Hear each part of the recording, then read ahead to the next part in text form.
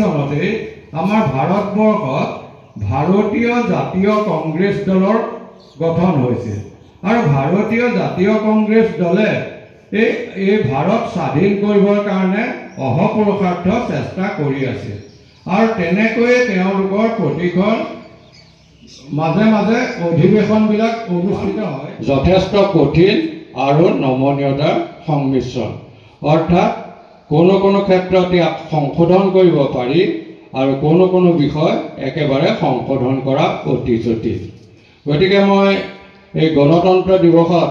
সংবিধানখন গৃহীত হোৱাৰ দিনটো আছিল কি জানানে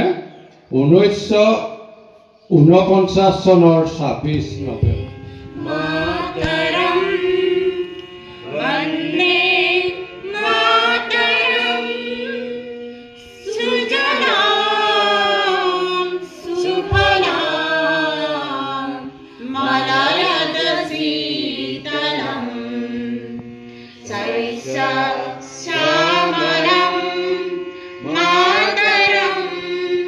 Vande